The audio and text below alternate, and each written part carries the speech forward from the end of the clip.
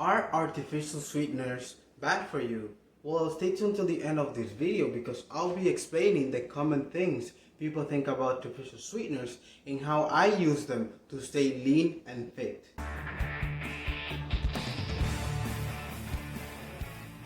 My name is Neyfi Del Rosario and I am a holistic nutritionist and best-selling author here in New York City. And in this channel, I discuss everything about nutrition, fitness, and exercise to help you melt that fat off. And if you're into that, please consider subscribing. If you're someone who's looking to lose weight and change your life, I recommend you read my book, Health Freedom, A Way to a Successful You. In this book, I discuss everything I went through to lose the weight and how I apply all of the discipline and steps to all areas of my life, like relationships and career. And I really appreciate it if you guys check this book out, alright?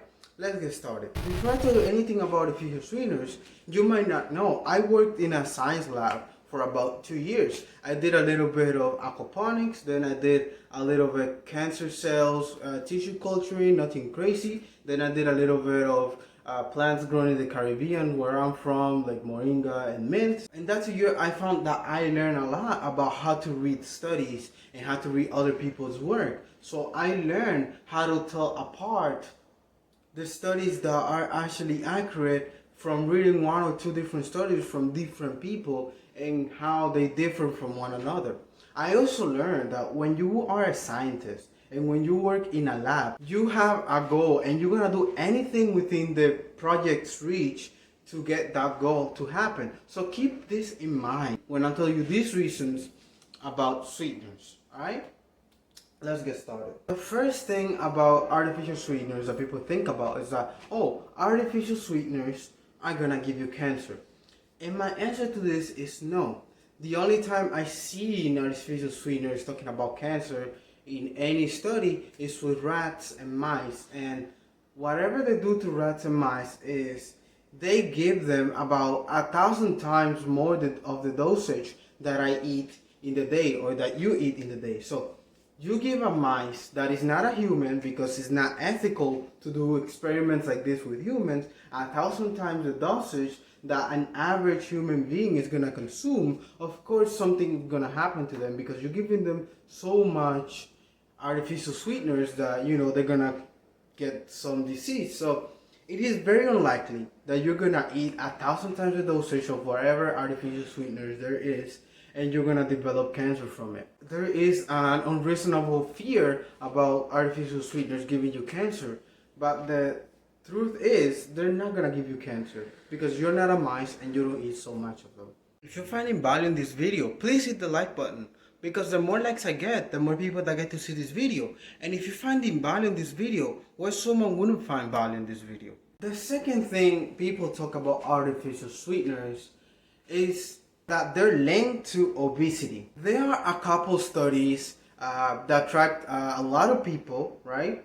And they follow people that ate a lot of artificial sweeteners, and they saw that they're either overweight or they're obese, and they made a correlation between artificial sweeteners and obesity. But this does not work, because when you are eating artificial sweeteners and you're obese, it's most likely coming from candies and coming from soda. So for example, I eat Jello, but the Jello I eat has artificial sweeteners because it's 5 calories. I also drink diet soda.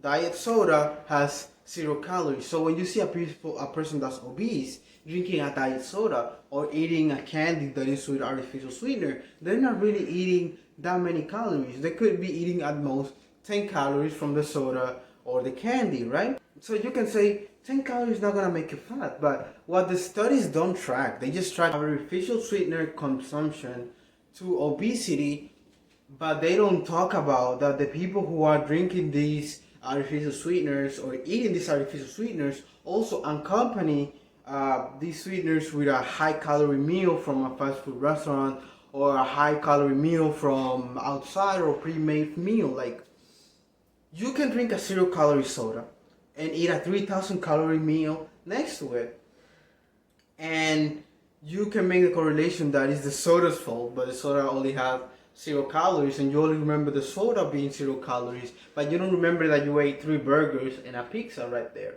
right? So this is the problem that people get in the lab. Like I said before, they want to get the outcome of the study to be correlated to the hypothesis. Like, I don't like when I'm wrong. Scientists don't like when I'm wrong. So when I was in the lab, that I predicted something and I got the opposite outcome or of whatever I predicted, I would do anything on my power to change that outcome and get whatever I want, right? So I work in aquaponics with fish, and it's very unfair that I can say I can live underwater with plants and live, right? You cannot compare a mice to a person, right? Now I'm gonna tell you how I use artificial sweeteners to stay lean, right? So this is the thing.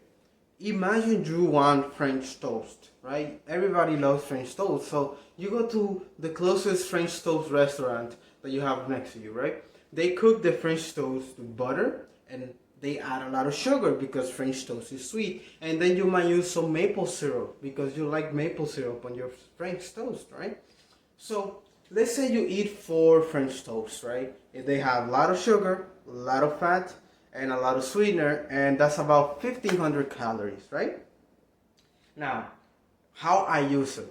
Let's say I get rid of the butter and I replace the butter for cooking spray and I spray the pan for 1 second. Nothing's gonna stick to that. I don't need that much oil, right?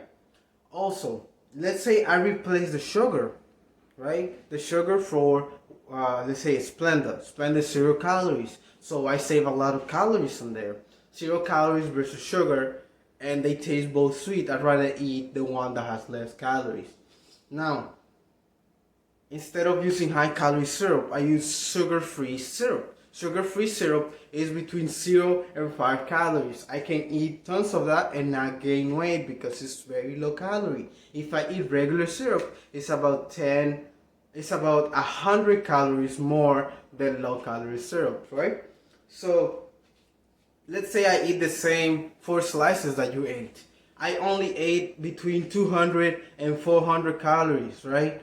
I am gonna eat less calories than you for the same amount of food. I'm gonna be satiated more than you. And let's say I replace the actual eggs for only egg whites on my French toast. It's gonna make it even less calorie dense. It's gonna have less calories for the same amount of food that you just ate. So if you're gonna eat artificial sweeteners, you might as well use them in a smart way. Let's say I like coffee and I put sugar in my coffee and I put 3 tablespoons of sugar in my coffee. I can just get a Splenda packet and put that there and get the same amount of sweetener for 0 calories than I will get from 3 tablespoons of sugar without the added calories. So you need to use sweeteners in a smart way. You don't need to add them to every single meal. You don't need to eat 1,000 times the amount like rats do on labs. And the things that happen in the studies and the things that people say are very unlikely to happen because outside life is very different from the lab. In the lab, everything is controlled, everything is on a certain temperature, everything has a protocol. In real life, things happen. You have a life, you have work, you have a job, you have things to do. So for you to control the way that you're eating, especially the sugar amount that you're intaking in the day, and you are able to save calories and lose weight at the same time. So focus on eating the less amount of calories from something that tastes just as good as something that's not gonna have a negative effect. So eat your artificial sweeteners without any fear, right? And if you guys find any studies that either support or deny anything that I said, let me know down in the comments. I love to discuss with you and work with you, right? And if you're looking for an easy plan to lose weight, or an easy way to control yourself from gaining weight, reach out to me. I'll be happy to help you in any social media link I have down below. Also, don't forget to check out my book, Health Freedom, Our Artificial for You, so you can apply the things to help you become the better version of yourself, using power nutrition and keto. And I know in YouTube there's a lot of BS going around, so there is 2 videos that you can watch, enjoy, and learn from them. I love every single one of you.